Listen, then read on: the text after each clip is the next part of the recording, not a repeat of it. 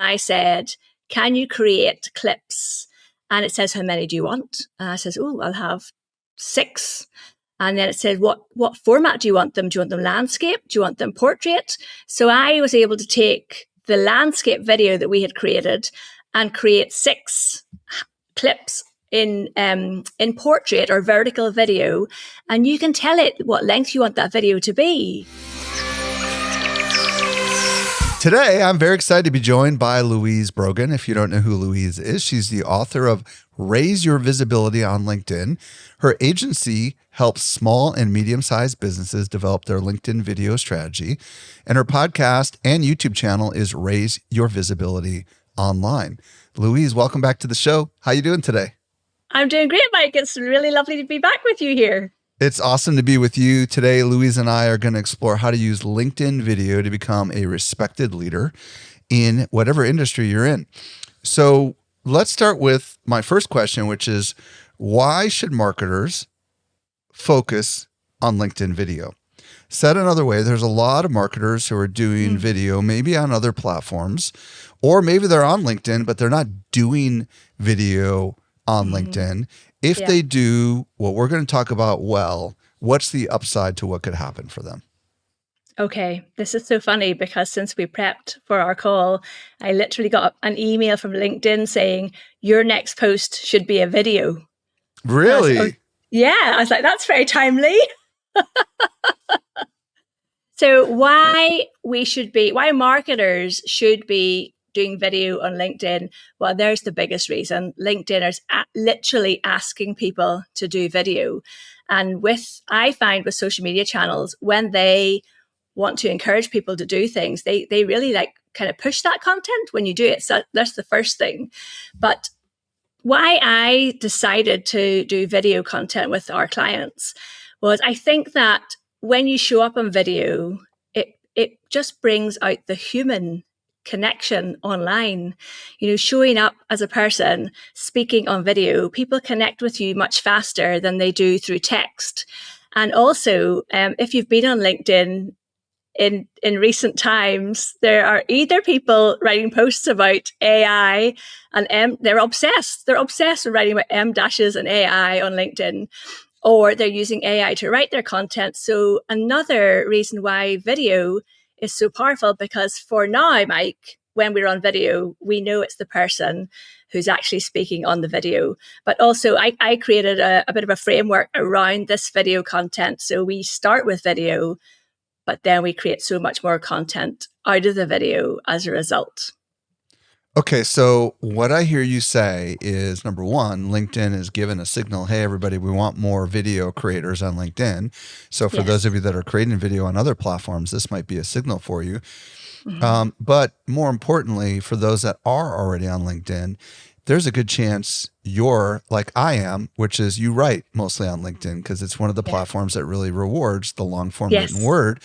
And video gives you a chance to differentiate yourself or your business or your personal brand from everyone else because so few people are doing it. And because AI makes it so much easier to pump out the written word, and right now AI does not make it easy necessarily to make really great video content, this is your chance to share the insights and wisdom that you have with the world and with the understanding that LinkedIn is going to try to lift it up and give it some more exposure. So when it's done really well, what are you seeing happens for some of your clients? I'm just curious about that. Yeah, so I pulled out some analytics from one of our LinkedIn company pages, and the video content is outperforming the other content. And I think it's because of that. So what we do is we actually get the team members of our companies to show up on camera. So rather than the head of marketing writing about what the company does, we're actually getting the team member to come onto video, and they're talking about their role. They're talking about the area that they're an expert in. They're talking about maybe what's it look like in a day-to-day scene at work. And the other reason that I think LinkedIn really is encouraging video, Mike, and they're encouraging vertical video, is because it is still, although it's brilliant for marketers and it's brilliant for businesses to be on to market themselves, it is still a platform where a lot of people go when they are building their career. And the people who are the younger generations, and I can never remember what generations or all the names of the different generations. I think Gen Z is the one that's the younger one now. The 20-something is Gen Z. The 20-somethings, yes. So they are used to short form video content. So LinkedIn is trying to encourage those people over to the platform to stay on the platform by encouraging people to create short form video content. And this is really obvious when you look at, so LinkedIn has its own newsletter called Create for Video. And all the examples that they are sharing in those newsletters are people in their 20s talking about what they're doing at work. And they're encouraging people to show up and show what it's like to work at your job. What is your role? That kind of content. So they're actively asking people to talk about their jobs and their career ambitions in this video content. But the side of that is, as marketers, we can jump on that bandwagon and ride that video road as well, I think.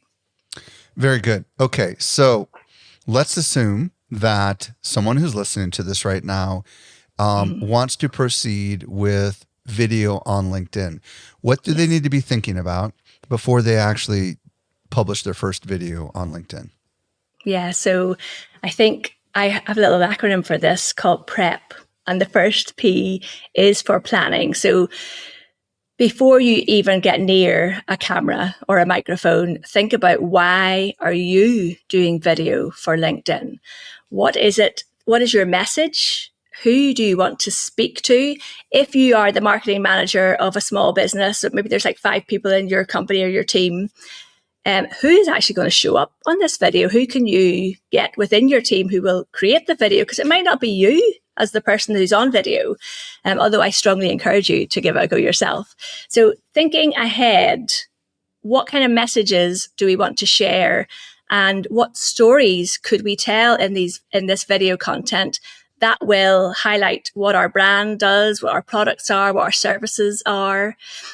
I remember working with some product-based businesses in the past, and they would say, well, what video content can we do? And I'm like, well, you could literally do a walk around in your factory or your warehouse and show people behind the scenes, because people love that human connection. We're nosy. We're quite curious about, what is this company like? What's it like to actually work there? There was a company I worked with in the Carolinas, and they create signage in Port City Signs was their name.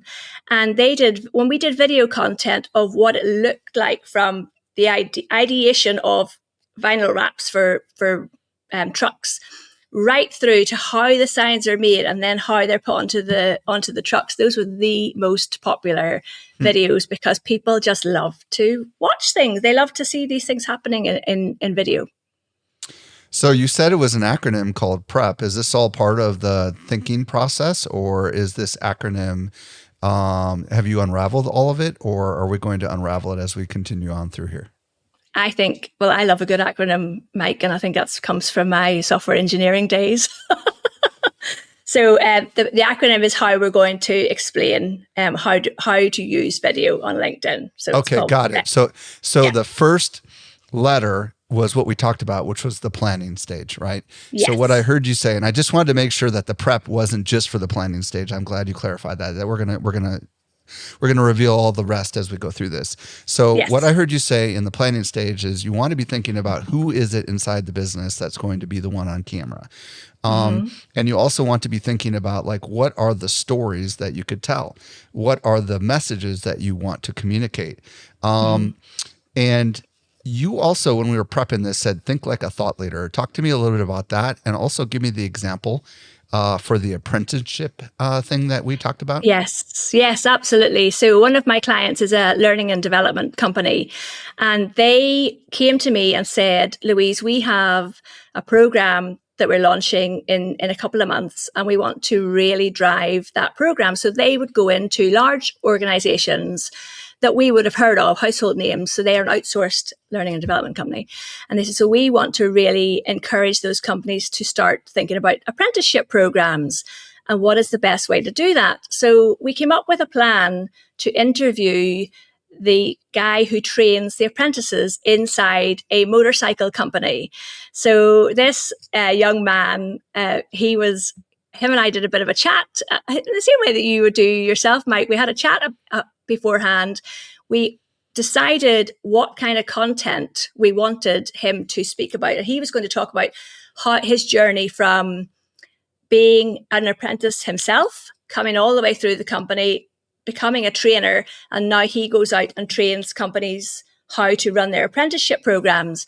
So we did about prepping ourselves. And what we did was we recorded 4 videos that were his story, how he got into this, why apprenticeships are a really good mechanism for companies to bring in new talent, and what is it really like to be an apprentice, and kind of like the career path that he could have had and what he didn't have. And I loved doing that with this guy because, like a lot of people, he was quite nervous about getting on camera. And I did a bit of hand holding with him to get him through recording the video. But at the end, we got these really authentic pieces of him talking to camera about his journey, what was it about, the benefits of apprenticeships, from both sides, as the apprentice and as the company. And it's been the most popular content on that company page this year so far, because people have just really resonated with him telling his story. And the other example I'd love to share is a lady she's a solopreneur. She designs PowerPoint training for companies. She designed PowerPoint slides and she does PowerPoint training for companies. And when she came to me, she said, Louise, I know my audience is on LinkedIn. I'm kind of struggling to get in front of them. And I said, Fiona, how do you feel about video? And she said, well, I'm up for anything. And I said, right, okay, great. So we created a series of videos. We actually recorded it in a half a day. So we got 12 videos of her talking about why people should think about how they design their PowerPoint slides. She posted those videos, Mike, and she got asked to come and speak at a conference in Europe based off of the visibility she got from those videos. She gets seen as a thought leader in the space of PowerPoint. This is LinkedIn. There's a lot of people who talk about PowerPoint on LinkedIn. She has so many people following her now who are also in the space of designing Microsoft products and PowerPoint. But it has also led to a lot of business for her, contracts for her. She worked with a client she's in Ireland. She worked with a client in Dublin about a year ago, and they posted that they were doing a rebrand, and she had been doing her videos and staying top of mind with her audience. And whenever they posted about a rebrand, she then put up one of her videos, which was about when you're branding, think about your PowerPoint design. And long story short, she ended up going to Dublin to see the company, and she walked away with a contract for €50,000. And that was based off of her showing up as a thought leader in this space on LinkedIn. So it's very powerful. I love this. And there's a couple things that I want to just kind of echo back to you that I hear you say, and also my perspective on this. When you share insights, for example, the motorcycle apprentice example, he did create a video that talks about the value of apprenticeship. In that case, he was advocating for a concept, right? Or advocating for an ideal or idea that is in alignment with what the mission is of the company that he works for. In the case of the PowerPoint consultant, that was a lot easier because she could teach this stuff with her eyes closed because this is what she does all day long.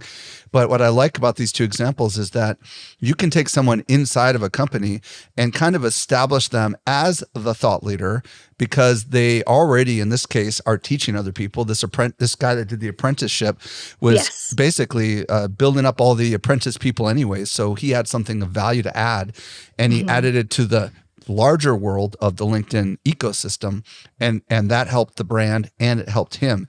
And I like this a lot. So now let's get into like the next part of the process. So once we've established this plan and you've done such a great job of setting the foundation for it, what comes next? So after we have a plan for what we actually want to do, we want to organize the recording. Okay.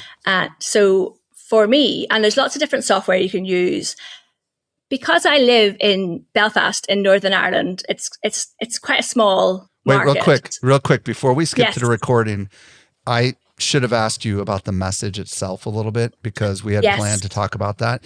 So talk to me a little bit about like the kinds of messages that we should record. I know you've given examples, but you've got some actionable tips that you're going to share.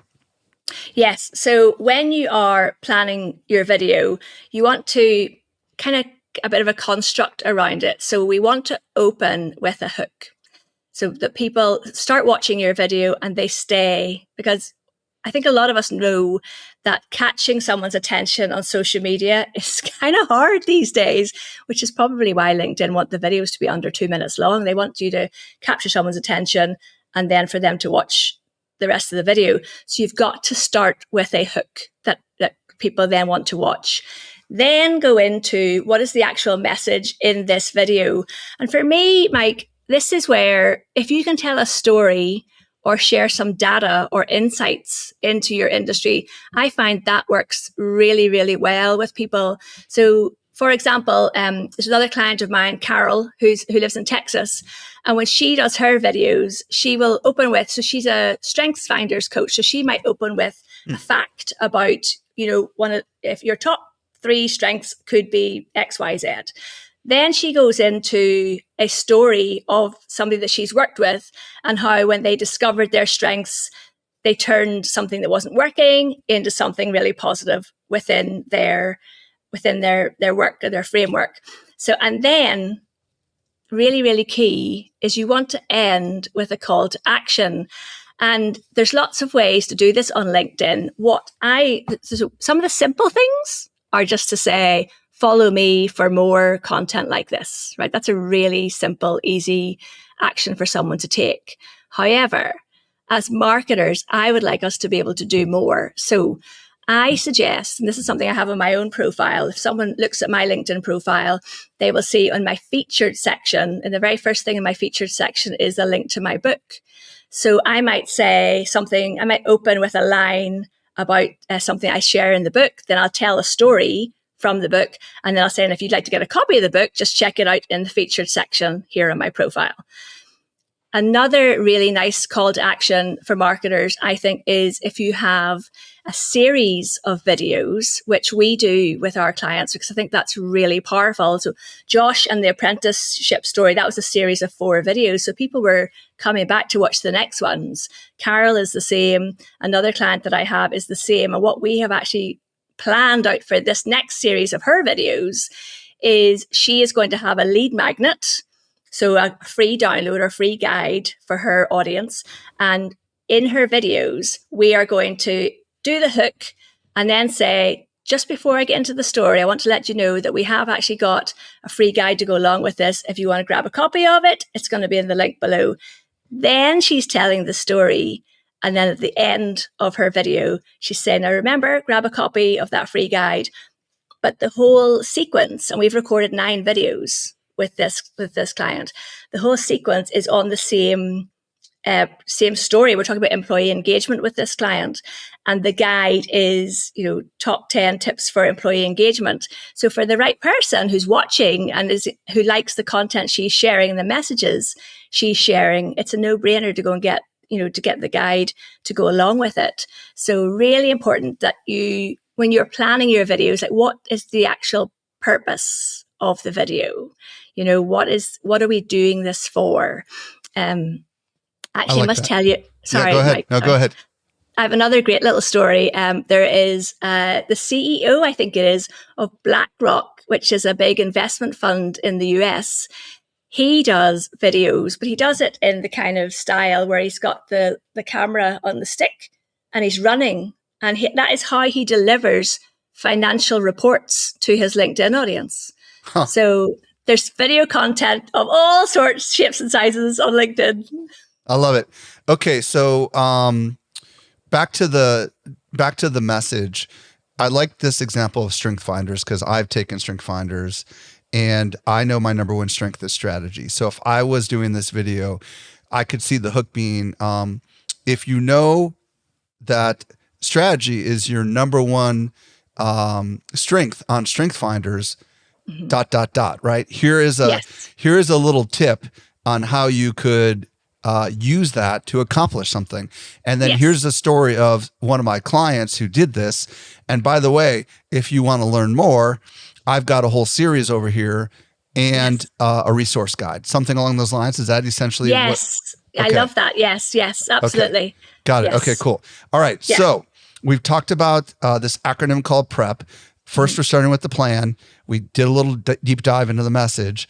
And then you're about to talk about the R, which is record. So go ahead and tell us, what do we need to be thinking about when we actually record if we're not willing to go on a beach with a selfie stick and run? Which I'm definitely not.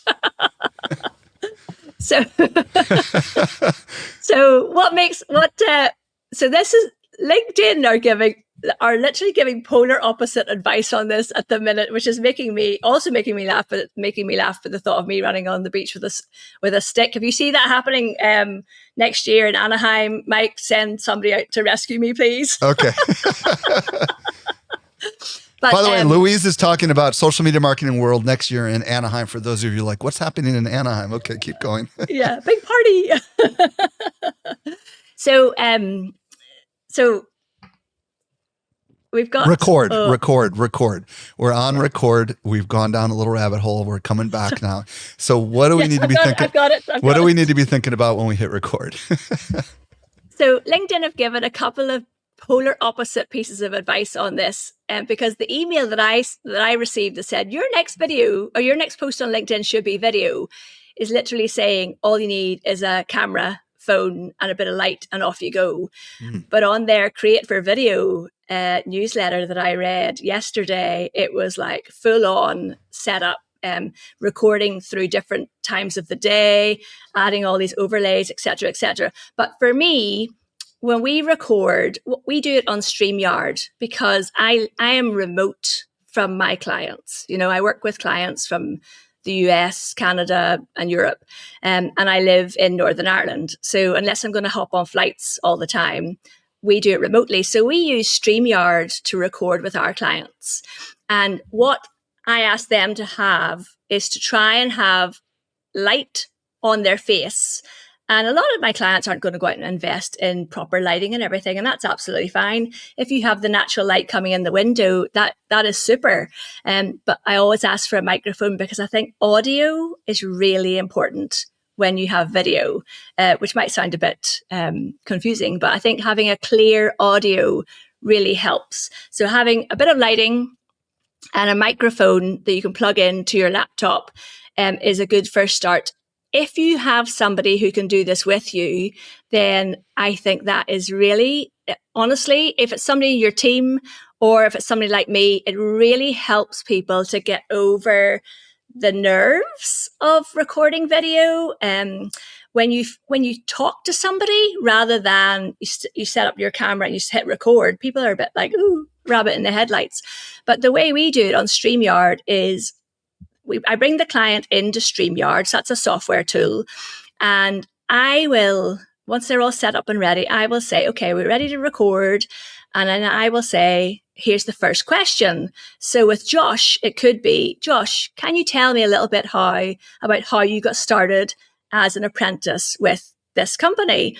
And then I go off camera, so there's only Josh on the screen, and we're recording. So Josh, rather than Josh trying to, because he's an apprenticeship trainer, he's not a video guy, rather than him trying to do this on his own, because I'm there kind of hand holding, he is then responding to me, he's talking to me, and then he answers his question, and then I come back on screen and I'll say, how do you feel, Josh? You know, how did that go?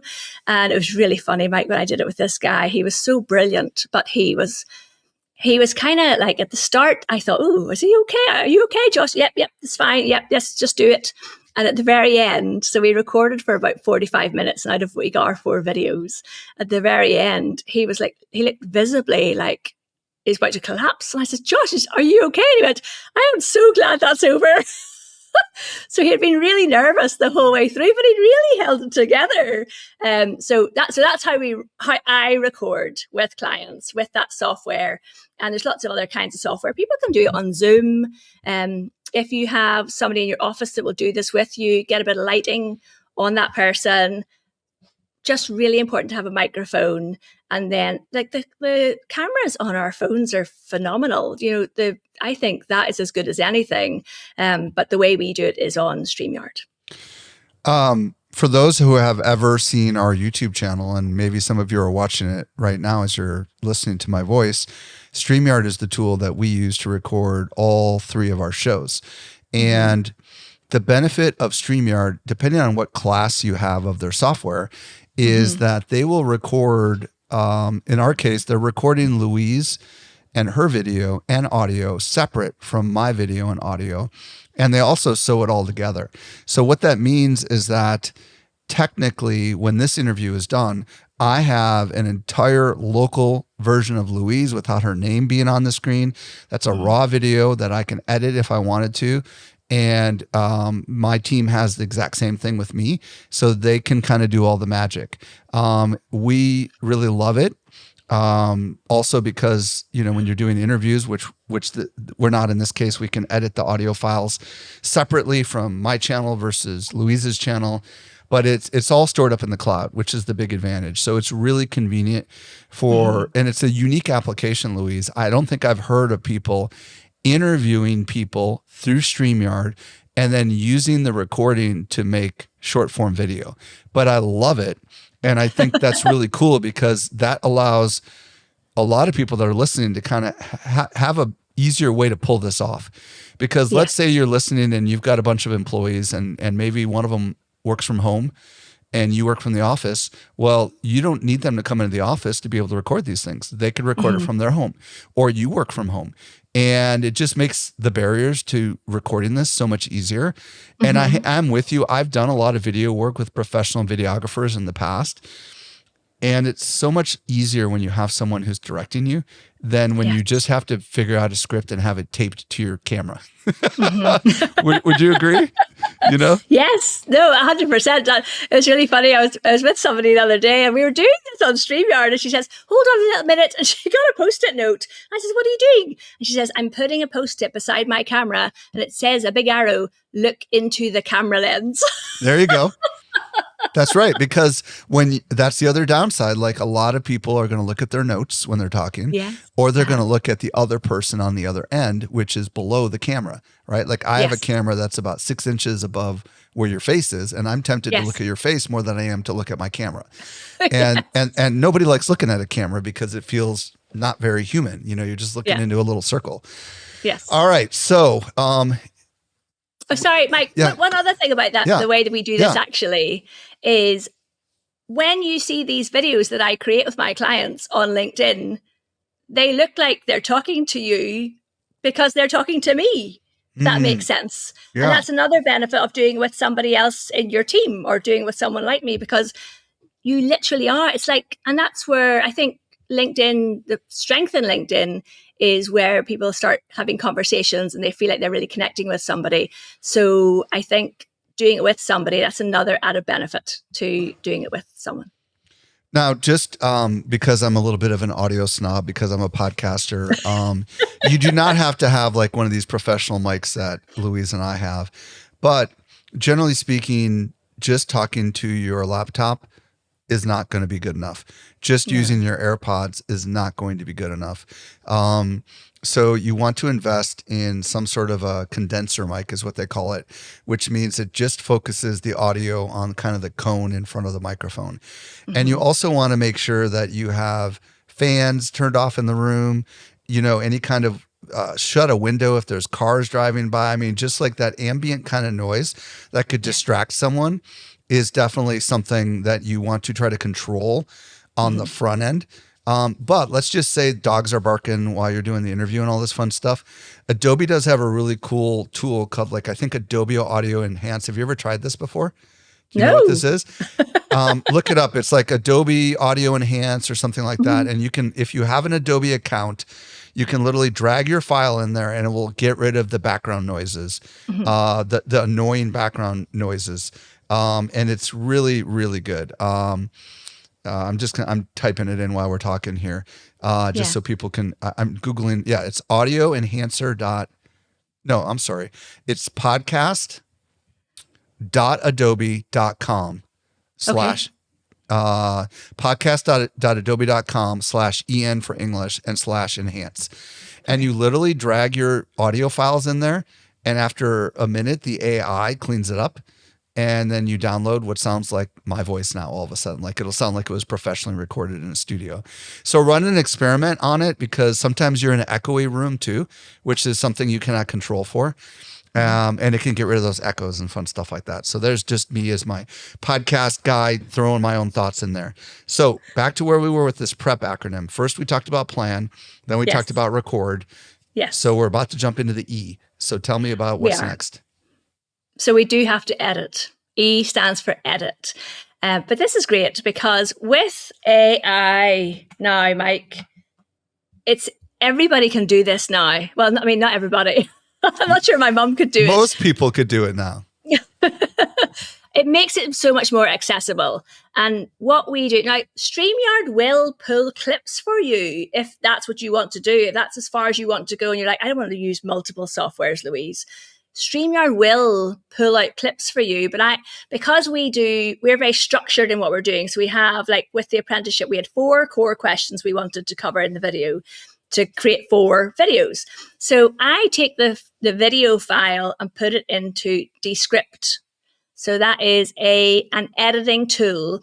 And what I love about it is that you can edit it just by removing words, like literally by editing the text. And that's what makes it really accessible for most people to be able to do. It also means, because I am working with people who are not on video all the time, there's lots of mistakes are made. And that's another thing that people, I think I get this feedback from my clients that it's not as tough as I thought it was going to be, Louise, because I always say to them, if you make a mistake, don't worry, just take a breath, continue on, because it's so easy for us to fix those issues or bloopers or repeated words in Descript. So it's a couple things on Descript. I just had to share this.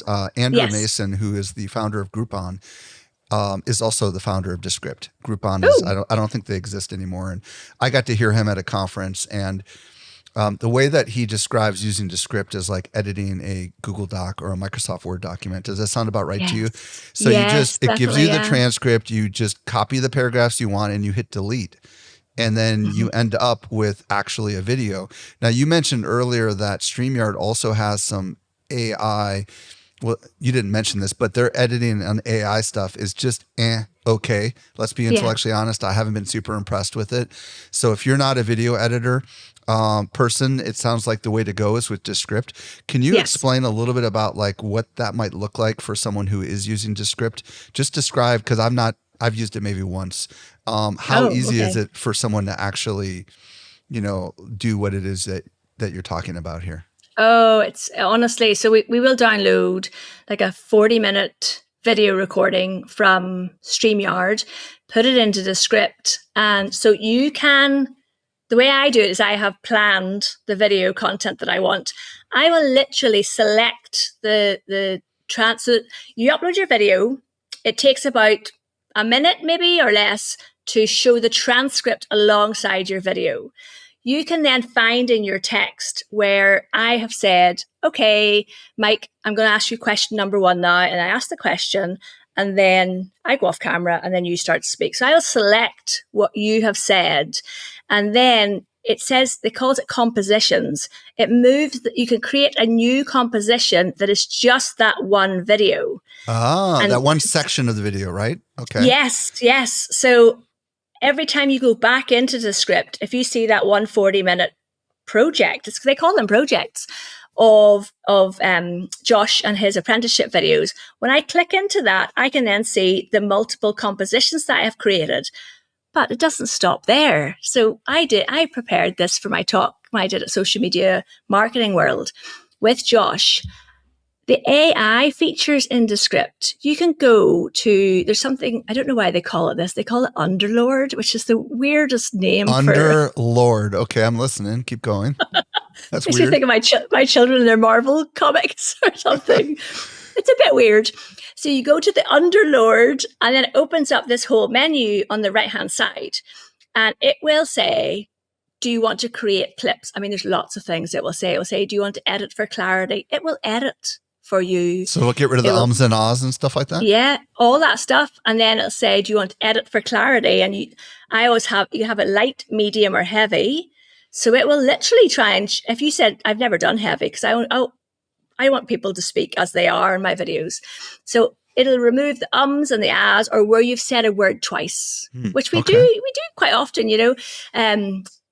where I live, we seem to say the word so a lot. I have no idea how many times I've said it today. Hopefully not too many. So I tend to remove the word so. Yeah, you just said it a couple times.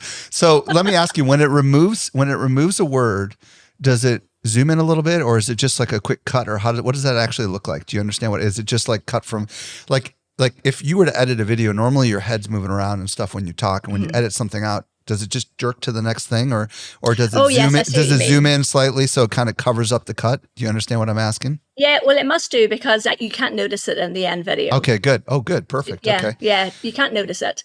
But the create clips bit I love. So with Josh, I went to, because for this client we've started to put their content on YouTube as well.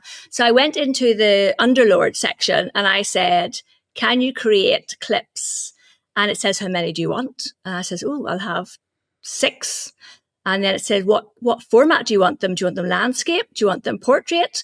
So I was able to take the landscape video that we had created and create 6 clips in portrait or vertical video. And you can tell it what length you want that video to be. It's kind of amazing, because it'll go through the whole video and it'll pull out the 6 best clips of that person speaking, and it creates a vertical video of it. So when I did this work because I wanted to show this and I showed the video in my talk, I pulled out 13 videos with the AI editor for Josh, on top of the 4 that we had already created for the LinkedIn company page. But Mike, that's the beginning of what you can do with this content, which kind of takes us. Okay, just real quick. Yes. So does it do a good job with its picks? Because I've seen other tools where it's just okay. You know what I mean? Like, how good is it at actually finding the really good quotes for these clips? Honestly, I genuinely think it's really good. But you can, with all these AI tools, you could just say, or you can give instructions as well, sorry. So you could say, can you please focus on what it's like to be an apprenticeship trainer? And it'll pull out the key clips on that. So you can tell it what you want to come from this. Okay, so a couple clarifying questions are coming from this naturally. These videos that we are creating for LinkedIn, how long are they typically? Yeah. And then these clips, are they even shorter? Help clarify that. Yes. So LinkedIn suggests that you want to have your videos under 2 minutes long. Okay. So we do try and keep ours around 60 seconds to 90 seconds, because I think that captures people. And then, of course, if they watch the whole way through, that's good for the views on your page, and getting visibility on the page. The other thing, which I forgot to mention when you're editing, is I always burn the captions, or the closed captions, onto the video as well. That's good. So LinkedIn will do auto captions, but that is determined by the viewer, not by the publisher on LinkedIn, if that makes sense. Totally. So if I am so LinkedIn calls people members. So if I have my account set up with closed captions automatically off, and your video appears on screen and you have not burned your captions onto the video, then I'm not going to see them. I would have to actively go and turn the closed captions on. So to my mind, it's better that you put your own captions onto the video, but also, LinkedIn is a US-based platform. A lot of the audience are speaking with a different accent to you, and a lot of the AI automatic transcripts also pull out different accents and might have a word that's not quite what you said. So I think that is definitely worth spending a little bit of time just making sure that the captions are what the person in the video is actually saying. And I would imagine you can edit those captions. Is that correct or no? Yes, you can. Okay, yes. Good. And you can have them, they have lots and lots of different templates, so you can have different kinds of styles. I will say, I've noticed a bit of a theme on the vertical videos on LinkedIn, where it's like the one word flashes up as someone's talking. So I'm not quite sure what I think about that yet, but I have noticed that quite a bit. Okay, I am loving this little little thing that we just had. So we've hit we're on the prep acronym. We've got plan. We've got record. We spend a lot of time on editing. What's the last P? The P is for publish. Okay. But Mike, not just publishing video. It's what you do with everything else. And it's why I went for video first for LinkedIn, because the gold mine in this video is actually the transcript. So if we do publishing the video first, you can schedule your videos onto LinkedIn on the platform itself. You can use a third party, but you can also schedule them directly onto LinkedIn rather than just posting and going. Really important that you write a post to go with your video. So you don't want to just post the video without actually writing a post that goes alongside it.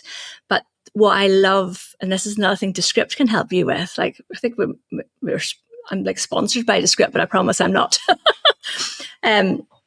You can extract the transcript and you can say, write me a LinkedIn post from this. So do you remember when we did the compositions? So we extracted the paragraph video and we made a composition, which is what Descript calls it. So under my video, I've got the 4 little composition videos. You could ask it then, can you write a LinkedIn post to go with each of those? Or what I do is I take that transcript and then we have human writers in the team.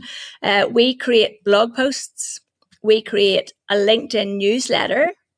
And then we embed the video. So the video has a standalone post on LinkedIn. Then we write a newsletter each month for our clients and we embed the videos into the newsletter. So you're repurposing it in multiple ways. And then with the transcript, we are then writing the posts, the video posts. You can take the key notes out of that transcript and create a carousel post, which is still hugely popular on LinkedIn. That's the ones where you upload it. It's like a slideshow and you slide across with the key points from whatever's in your video. And just really, really repurpose that content. So it's not just, hey, we've got 4 videos now, this is great. It's what can we do with the video and with the transcript. And the other one, it kind of brings us right back to the beginning. Why is video so powerful? Because it's the authentic human showing up. And what is the transcript? It is the words coming out of that person's mouth. So if your CEO is going to do this, if you can get your CEO or somebody who is your training team manager on video, the content is in their voice because it's literally coming from what they've said on the video. So I just think it's just a brilliant place to start. And like LinkedIn is just really keen on us to do more video. So back to the writing of the text that goes with the video. How much text and what do we normally what are we talking about? Like, a paragraph, a sentence? What are we talking about for that text to go along with that video post? So with that video post, do you remember our hook that we had in our video? Yeah. You want to have a hook at the start of your post. Okay. And I strongly recommend you start with a 1-line hook, then a space, and then you say what's going to be the key points that are in the video, because not everyone's going to watch your video. There are a lot of people who like to read stuff. There's people who like to listen. So it could almost be exactly what you said in the video. Yeah, absolutely. I mean, I think it should be. Like I say we do, if you go back to the Strengths Finders example, for example, you could say, one of my key top strengths are empathy, strategy, and whatever the other one is. And that could be, how can you use your top strengths in your next management meeting? That could be your hook. And then you say bullet points. You say, recently I worked with a client and I suggested that she used her top strengths in this way in her meeting. And it's going to be what you said in the video. And then at the bottom say, if you're interested more, there'll be more in this series coming along. Make sure you connect with me here on LinkedIn.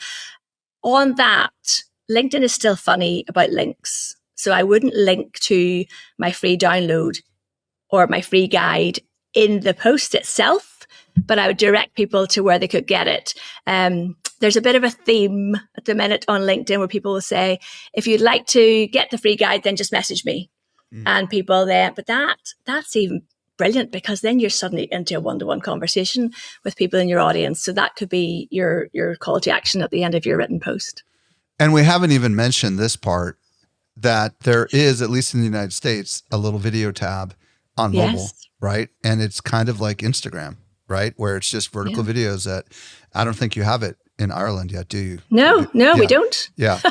But it's probably coming. It's probably coming. And I can tell you, having used it myself, for the international audience that's listening, is it looks exactly like TikTok or Instagram. It's just a bunch of videos that you just scroll through all day long.